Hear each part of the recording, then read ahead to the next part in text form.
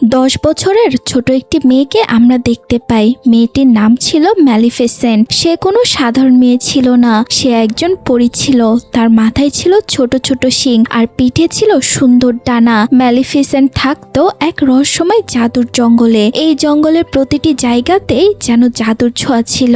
এখানে ছিল অনেক অদ্ভুত আর মজার ধরনের প্রাণী, যাদের সাধারণ পৃথিবীতে কখনো দেখা যেত না। ম্যালিফিসেন্ট কখনোই এই জঙ্গলের বাইরে যায়নি, তাই বাইরের পৃথিবীটা কেমন এবং সেখানকার মানুষজন কেমন এ সম্পর্কে তার কোনো ধারণাই ছিল না। নিজের এই জাদুর জঙ্গলকে সে নিজের পুরো পৃথিবী মনে করত, আর এখানেই সে খুব আনন্দের দিন কাটাতো। একদিন জঙ্গলের মধ্যে ঘুরতে ঘুরতে হঠাৎ ম্যালিফিসেন্টের চোখে পড়ে তার বয়সী একটি ছেলের ওপর। জঙ্গলে একজন মানুষকে দেখে সে বেশ অবাক হয়ে যায়, তাই কাছে গিয়ে তাকে জিজ্ঞেস করে, তুমি কে? আমাদের জঙ্গলে কি করছো? ছেলেটি তখন ম্যালিফিসেন্টকে জানায় সে কাছের একটি রাজ্যে থাকে। জঙ্গলের মধ্যে আসার পর সে মাটিতে একটি সুন্দর হিরে পড়ে থাকতে দেখেছিল, তাই সেটি সে কুড়িয়ে নিয়েছে। ম্যালিফিসেন্ট বুঝতে পারে হীরাটি আসলে এই জঙ্গলেরই, তাই সে ছেলেটির কাছ থেকে হীরাটি নিয়ে নেয়। এরপর তাকে বলে, চলো তোমাকে তোমার রাজ্যে পৌঁছিয়ে দিয়ে আসি। ছেলেটি রাজি হয়ে যায়, কিন্তু যাওয়ার সময় হঠাৎ সে ম্যালিফিসেন্টকে জিজ্ঞেস করে, তুমি কি আমার বন্ধু হবে? আমি যদি আবার ওইখানে আসি তাহলে কি আমরা একসঙ্গে খেলতে পারবো? ম্যালিফিসেন্ট একটু চিন্তা করে বলে, এটা কিন্তু একটা জাদুর জঙ্গল, তাই তোমার এখানে আসা খুব একটা নিরাপদ নয়, তবে পরে কি হবে এটা দেখা যাবে। এরপর দুজন বিদায় নেওয়ার আগে একে অপরের হাত মেলায়, কিন্তু হাত মেলানোর সঙ্গে সঙ্গে ম্যালিফিসেন্টের শরীরে যেন বিদ্যুতের শক লাগে, কারণ ছেলেটির হাতে লোহার একটি আংটি ছিল। ম্যালিফিসেন্ট তাকে তখন বুঝিয়ে বলে, লোহা পরীদের জন্য খুবই ক্ষতিকর, এটা আমাদের শরীর পুড়িয়ে দিতে পারে, তাই পরের বার তুমি যখন আসবে এই আংটিটা আর পরে আসবে না। ছেলেটি ম্যালিফিসেন্টের কথা মেনে নেয় এবং নিজের রাজ্যে ফিরে যায়, কিন্তু ম্যালিফিসেন্ট তখনও জানতো না এই ছেলেটি যে রাজ্য থেকে এসেছে সেই রাজ্যের মানুষের সঙ্গে তাদের জাদুর জগতের সম্পর্ক মোটেও ভালো নয়, বরং সেই রাজ্যের রাজা তাদের জঙ্গল দখল করতে চায়। এরপর ছেলেটি প্রায় প্রতিদিনই ম্যালিফিসেন্টের সঙ্গে দেখা করতে জঙ্গলে আসতে শুরু করে। দুজন একসাথে খেলতো, গল্প করত আর সারাদিন আনন্দ করে দিন কাটাতো। এইভাবেই দেখতে দেখতে কয়েক বছর কেটে যায়। একসময় ম্যালিফিসেন্ট আর সেই ছেলেটির বয়স 16 হয়ে যায়, আর তখন তাদের বন্ধুত্ব ধীরে ধীরে অন্যরকম এক সম্পর্কে পরিণত হতে শুরু করে। দুজনেই একে অপরকে মনে মনে পছন্দ করতে শুরু করে। ম্যালিফিসেন্টের কাছে মানুষ মানেই ছিল ভালোবাসার বন্ধুত্ব। সে ভাবতো মানুষ কখনোই পরীদের ক্ষতি করতে পারে না, কিন্তু সে জানতো না মানুষের মনের ভেতরে লুকিয়ে থাকা লোভ কতটা ভয়ঙ্কর। হঠাৎ একদিন ম্যালিফিসেন্ট খেয়াল করে ছেলেটি বেশ কয়েকদিন ধরে তার সঙ্গে দেখা করতে আসছে না। সে ছেলেটিকে খুব মিস করতে থাকে, বারবার ভাবতে থাকে ও কোথায় গেল, এতদিন ধরে কেন সে আসছে না। কিছুদিন পরে ম্যালিফিসেন্ট দেখতে পায় অন্য রাজ্যের রাজা তার বিশাল সৈন্যবাহিনী নিয়ে তাদের জঙ্গল দখল করতে চলে এসেছে। ম্যালিফিসেন্ট এখন আর সে ছোট মেয়েটি নেই, সে এখন জঙ্গলের রক্ষক হয়ে উঠেছে এবং কিভাবে নিজের জঙ্গলকে রক্ষা করতে হয় সেটাও সে খুব ভালো করেই জানে। তাই সে সরাসরি রাজার সামনে গিয়ে দাঁড়ায় এবং তাকে বলে, তুমি এই জঙ্গলের ভেতরে ঢুকতে পারবে না। রাজা তখন ম্যালিফিসেন্টের কথা একটুকু গুরুত্ব না দিয়ে বলে, আমি তোমার অনুমতি নিতে আসিনি। এরপর রাজা তার সৈন্যদের নির্দেশ দেয়, আমার ওই পরীর মৃতদেহ চাই। রাজার নির্দেশ পাওয়া মাত্রই সৈন্যরা জঙ্গলের ভেতরে ঢুকতে শুরু করে, কিন্তু তারা জঙ্গলের অনেকটা ভেতরে ঢুকতেই চারদিক থেকে অদ্ভুত সব জাদুকরী প্রাণী তাদের উপর আক্রমণ করে বসে। ঘোড়ায় বসে থাকা সৈন্যদের ওপর একের পর এক প্রাণী ঝাঁপিয়ে পড়ে। কেউ কিছু বুঝে ওঠার আগেই পুরো সৈন্যবাহিনী মারাত্মকভাবে আহত হয়ে যায়। শেষ পর্যন্ত রাজা আর তার সৈন্যরা বুঝতে পারে এই জঙ্গলকে সাধারণ কোনো জঙ্গল ভেবে এখানে আসাটা তাদের সবচেয়ে বড় ভুল হয়ে গিয়েছে। ভয়ে সবাই সেখান থেকে পালিয়ে যায় এবং রাজাও নিজের রাজ্যে ফিরে আসে। এইদিকে সময়ের সঙ্গে রাজাও অনেক বুড়ো হয়ে যায়, তার শরীর দুর্বল হয়ে পড়ে এবং সে বুঝতে পারে নিজের হাতে আর ম্যালিফিসেন্টের সঙ্গে লড়াই করার ক্ষমতা আর তার নেই। তাই সে রাজ্যের সবাইকে এক জায়গায় ডেকে বলে, তোমরা সবাই জানো এই জঙ্গলের মধ্যে কত বিশাল ধন সম্পদ লুকিয়ে আছে। আমি শুরু থেকেই সে জঙ্গল দখল করতে চেয়েছিলাম, কিন্তু এখন আমার শরীরের যে অবস্থা তাতে মনে হয় না আমি নিজে গিয়ে সেখানে লড়াই করতে পারবো। এরপর রাজা সবাইকে একটি প্রতিশ্রুতি দেয়, তোমাদের মধ্যে যে ব্যক্তি ম্যালিফিসেন্টকে হত্যা করতে পারবে আমি তার সঙ্গে আমার মেয়ের বিয়ে দিব। রাজার এই কথা শুনে সবাই চুপ হয়ে থাকে। ঠিক তখনই ভিড়ের মধ্যে থেকে একজন যুবক সামনে এসে দাঁড়ায়। সে বলে, আমি যাব। আর সেই যুবক আর কেউই নয়, সেই স্টিফেন, যে একসময় ম্যালিফিসেন্টের সঙ্গে একই জঙ্গলে খেলতো এবং যার সঙ্গে ম্যালিফিসেন্টের ছোটবেলায় বন্ধুত্ব ছিল। এরপর বহু বছর পর স্টিফেন ম্যালিফিসেন্টের সঙ্গে দেখা করতে সে জঙ্গলে জঙ্গলে যায়। স্টিফেনকে সামনে দেখে ম্যালিফিসেন্ট খুব খুশি হয়ে যায়, কিন্তু একই সঙ্গে তার মনে অভিমানও জমেছিল। সে স্টিফেনকে জিজ্ঞেস করে, এত বছর তুমি কোথায় ছিলে? আমার বন্ধুত্বের কথা কি তোমার একবারও মনে পড়েনি? স্টিফেন তখন ম্যালিফিসেন্টের কাছে ক্ষমা চেয়ে বলে, আমাকে ক্ষমা করে দাও প্রিয়, আমি আমার রাজ্যের কাজকর্মের মধ্যে এতটাই ব্যস্ত হয়ে পড়েছিলাম যে তোমার সঙ্গে যোগাযোগ করতে পারিনি, কিন্তু বিশ্বাস করো আমি তোমাকে কোনোদিনও ভুলতে পারিনি। এরপর সে ম্যালিফিসেন্টকে আরো বলে, আমি আজ তোমার কাছে একটা গুরুত্বপূর্ণ কথা বলার জন্য এসেছি। আমাদের রাজা তোমাকে মেরে ফেলতে চাই, তাই আমি তোমাকে রক্ষা করতে এখানে এসেছি। স্টিফেনের কথা শুনে ম্যালিফিসেন্ট তাকে বিশ্বাস করে নেয়। সে ভাবতেই পারেনি যাকে সে এত বছর ধরে নিজের সবচেয়ে কাছের বন্ধু মনে করছে, সে স্টিফেনই আসলে তাকে ধোঁকা দিতে এসেছে। আর এই বিশ্বাসের সুযোগ নিয়েই স্টিফেন তার ভয়ঙ্কর পরিকল্পনাটি শুরু করে। সে ম্যালিফিসেন্টকে অচেতন করার জন্য একটি ঘুমের ওষুধ ব্যবহার করে। স্টিফেন ম্যালিফিসেন্টকে অচেতন করার জন্য পানির সঙ্গে ঘুমের ওষুধ মিশিয়ে তাকে খেতে দেয়। ম্যালিফিসেন্ট কিছু বুঝে ওঠার আগেই সে পানি সে খেয়ে অচেতন হয়ে মাটিতে পড়ে যায়। এরপর স্টিফেন একটি ছুরি বের করে ম্যালিফিসেন্টকে হত্যা করার চেষ্টা করে, কিন্তু শেষ পর্যন্ত সে তাকে হত্যা করতে পারে না। তবে যাওয়ার আগে সে এমন একটি কাজ করে যা ম্যালিফিসেন্টের পুরো জীবনটাই বদলে দেয়। পরের দিন সকালে ম্যালিফিসেন্টের জ্ঞান ফিরলে সে নিজের শরীরের দিকে তাকিয়ে অবাক হয়ে যায়। তার পিঠে ভয়ঙ্কর আঘাতের দাগ, আর সবচেয়ে বড় কথা তার ডানা দুটো আর নেই। প্রথমে সে বিশ্বাসই করতে পারছিল না যে তার সঙ্গে এমন কিছু ঘটেছে, কিন্তু বাস্তবতা বুঝতে পেরে সে প্রচন্ড কষ্টে চিৎকার করে ওঠে, কারণ ডানা ছাড়া সে আর আগে সেই পরি নেই, আর সে আকাশে উঠতেও পারবে না।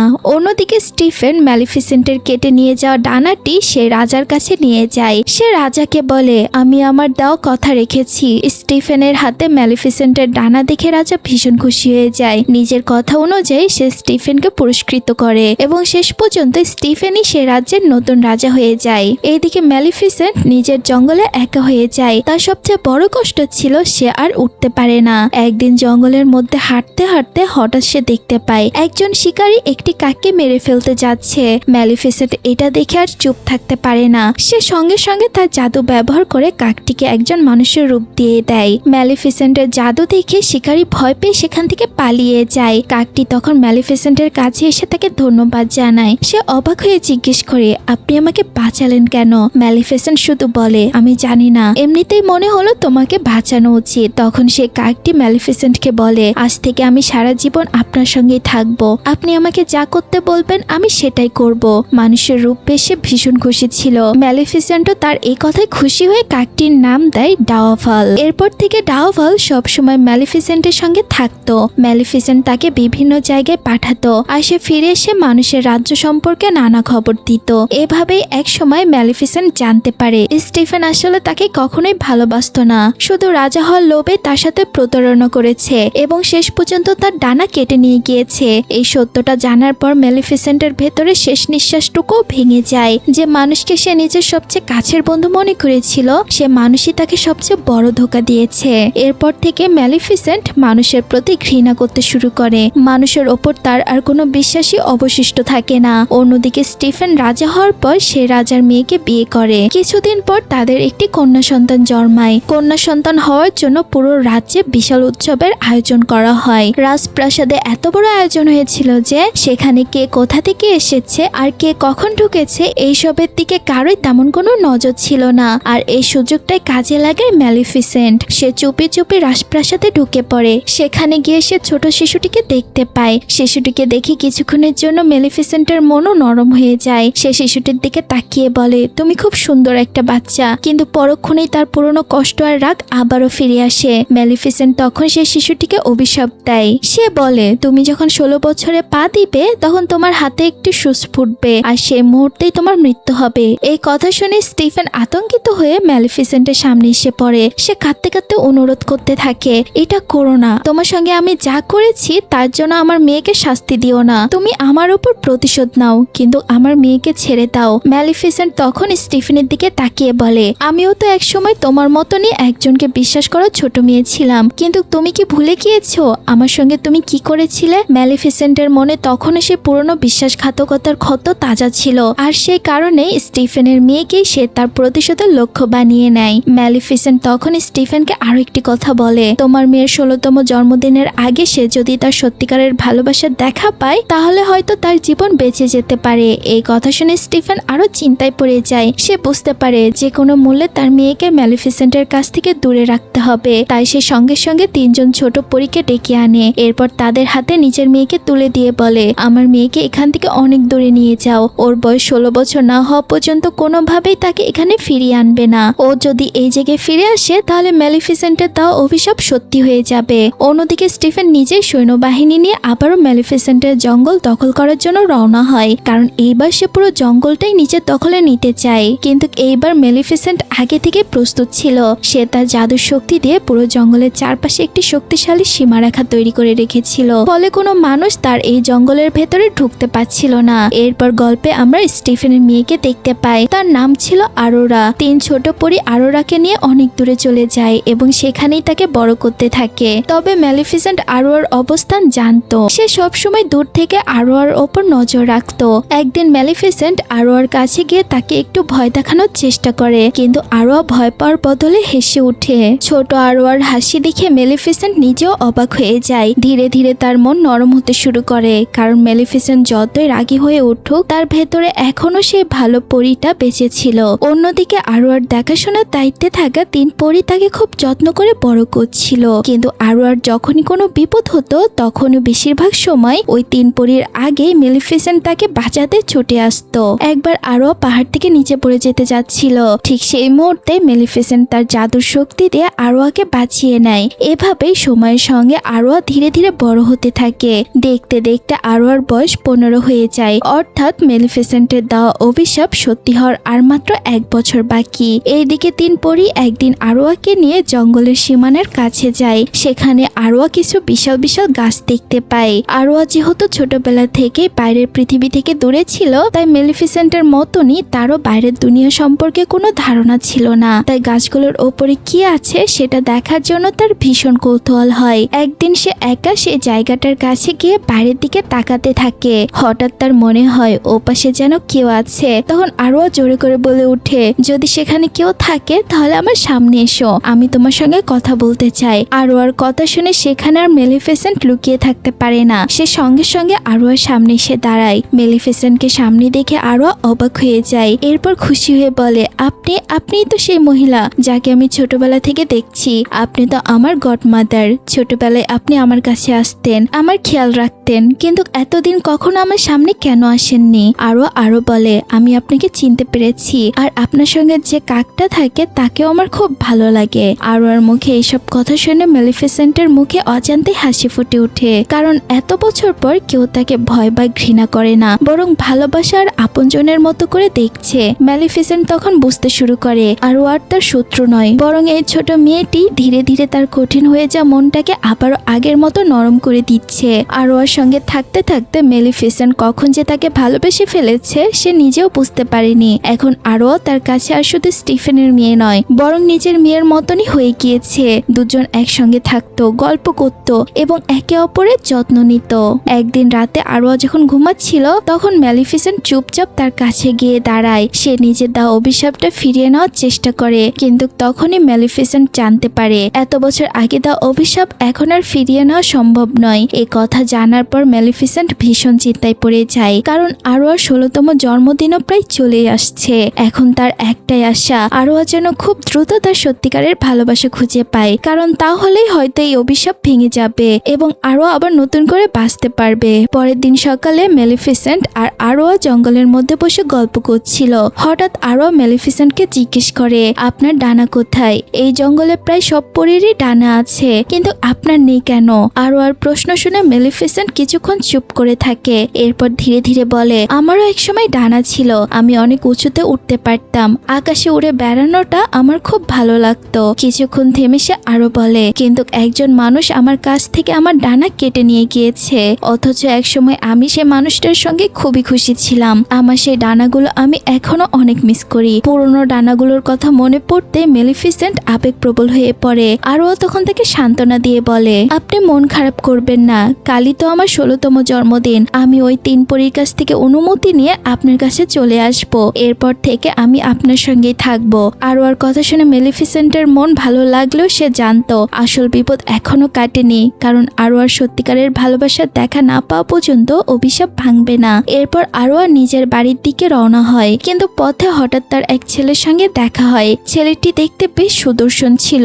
দুজন যখন একে অপরের দিকে তাকায় তখন প্রথম দেখাতেই তাদের মধ্যে এক ধরনের ভালো লাগা তৈরি হয়ে যায়। তবে আরও আর সেখানে বেশি সময় না থেকে সোজা বাড়ির দিকে ফিরে যায়। বাড়িতে পৌঁছিয়ে সে ওই তিন পরীকে বলে, আমি এখান থেকে চলে যেতে চাই, আমি মেলিফিসেন্টের কাছে গিয়ে থাকতে চাই। আরও আর কথা শুনে তিন পরী একে অপরের দিকে তাকায়। তারা ভাবতে থাকে হয়তো আরও কোনোভাবেই তার আসল পরিচয় বা অভিশাপের কথা জেনে গিয়েছে, তাই তারা আর কোনো কথা লুকিয়ে না রেখে আরোয়াকে সব সত্য বলে দেয়। তারা জানায় আসলে আরও ছোটবেলা থেকে একটি অভিশাপের মধ্যে রয়েছে, আর মেলিফিসেন্ট নামের একজন পরী তাকে এই অভিশাপ দিয়েছিল। শুধু তাই নয়, তারা আরোয়াকে এটাও বলে যে মেলিফিসেন্ট একসময় তার জীবন শেষ করে দেওয়ার জন্যই এই অভিশাপ দিয়েছিল। এই কথা শুনে আরোয়া যেন নিজের কানকে বিশ্বাস করতে পারে না যে মেলিফিসেন্টকে সে এতদিন নিজের গডমাদার এবং আপনজন মনে করত, সে মেলিফিসেন্টই নাকি তাকে অভিশাপ দিয়েছে।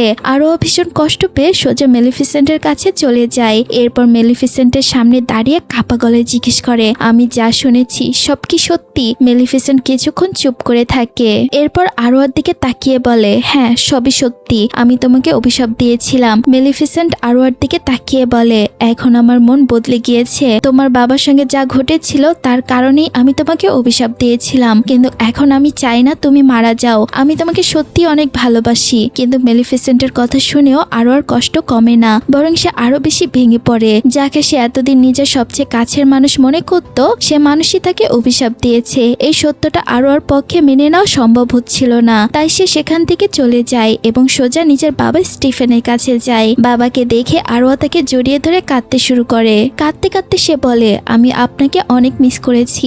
এতদিন আমার মনে হতো আমি হয়তো একেবারে একা। মেয়েকে এভাবে কাঁদতে দেখে স্টিফেনের ভেতরেও রাগ জমে ওঠে। তিন পরী আরোয়াকে নির্ধারিত সময়ের আগে ফিরিয়ে এনেছে। অভিশাপের প্রভাবে আরোয়া নিজের রাজপ্রাসাদের একটি অদ্ভুত ঘরের দিকে চলে যায়। সেখানে রাখা ছিল বেশ কিছু চক্রা, আর সেগুলোর গায়ে লাগানো ছিল ধারালো সূচ। আরোয়া যেন নিজের ইচ্ছাই নয়, কোনো অদৃশ্য শক্তি তাকে টেনে সে সূচের কাছে নিয়ে যায়। একসময় সে একটি সূচ স্পর্শ করে ফেলে, সঙ্গে সঙ্গে তার চোখ বন্ধ হয়ে যায় এবং সে মাটিতে পড়ে গভীর ঘুমে চলে যায়। স্টিফেন তখন ছুটে এসে মেয়েকে এ অবস্থায় দেখে ভেঙে পড়ে। সে তখন বুঝতে পারে তার মেয়ের ওপর দেওয়া অভিশাপ সত্যি হয়ে গিয়েছে। নিজের মেয়েকে হারানোর ভয়ে তাকে ভেতর থেকে শেষ করে দিতে থাকে। সে কাঁদতে থাকে, কারণ এখন আরো এমন এক গভীর ঘুমে চলে গিয়েছে, সেখান থেকে হয়তো সে আর কোনোদিনই জেগে উঠতে পারবে না। অন্যদিকে মেলিফিসেন্টও আরোয়ার কথা ভেবে ভীষণ কষ্ট পাচ্ছিল। সে তখন সেই ছেলেটির কথা মনে করে যার সঙ্গে আরোয়ার কয়েকদিন আগেই দেখা হয়েছিল।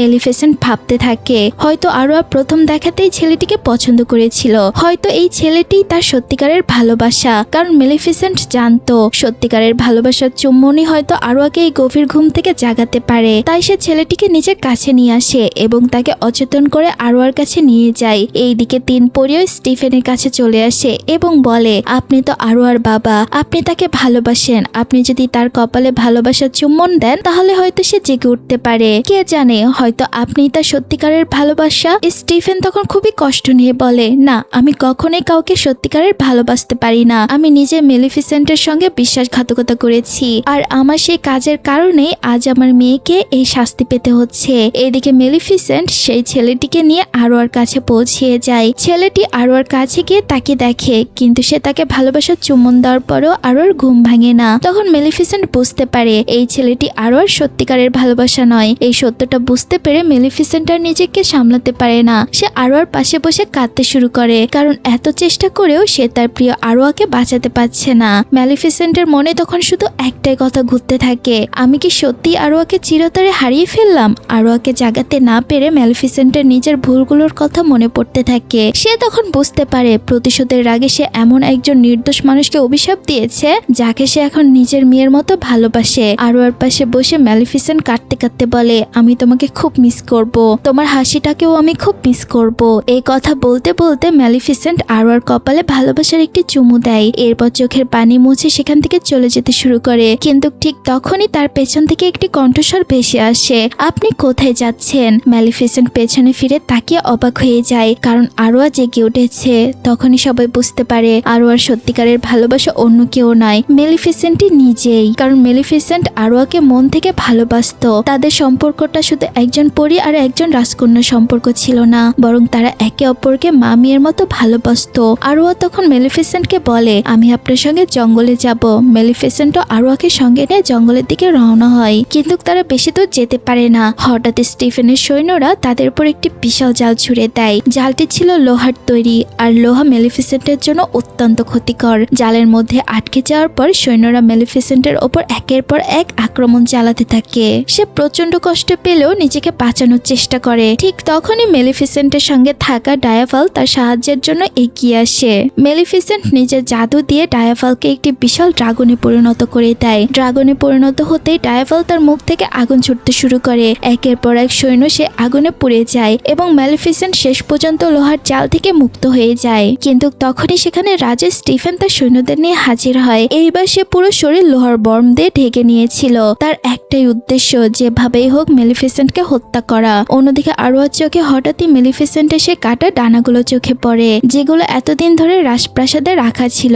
অদ্ভুতভাবে সেই ডানাগুলো নড়াচড়া করতে শুরু করে। আরোয়া তখন বুঝতে পারে মেলিফিসেন্ট তার কাছে ফিরে এসেছে, তাই সে সঙ্গে সঙ্গে ডানাগুলোকে মুক্ত করে দেয়। ডানাগুলো যেন নিজের মালিককে চিনতে পেরে মুহূর্তের মধ্যে মেলিফিসেন্টের কাছে উড়ে যায়। ডানা ফিরে পাওয়ার পর মেলিফিসেন্ট আবারও আগের মতো শক্তিশালী হয়ে ওঠে। সে আকাশে উড়ে স্টিফেনকে সঙ্গে নিয়ে অনেক উপরে উঠে যায়। স্টিফেন তখন মেলিফিসেন্টের ওপর আক্রমণ করতে থাকে। দুজনের মধ্যে তুমুল লড়াই শুরু হয়ে যায়। এক পর্যায়ে তারা দুজনেই আকাশ থেকে নিচে পড়ে যেতে শুরু করে। স্টিফেন তখন মেলিফিসেন্টের ডানা শক্ত করে ধরে রাখে, যাতে সে আবারও উঠতে না পারে। কিন্তু মাটিতে পড়ে যাওয়ার ঠিক আগ মুহূর্তে মেলিফিসেন্ট নিজের ডানা মেলে দেয়। সে আবারও আকাশে উড়ে যায়, কিন্তু স্টিফেনের হাতে আর কোনো ভরসাই ছিল না। সে সোজা নিচে পড়ে যায় এবং সেখানেই তার মৃত্যু হয়ে যায়। অবশেষে সেই লোভী মানুষটাও শেষ হয়ে যায়, যে নিজের ক্ষমতার রাজ্যের লোভে মেলিফিসেন্টকে বিশ্বাসঘাতকতা করেছিল।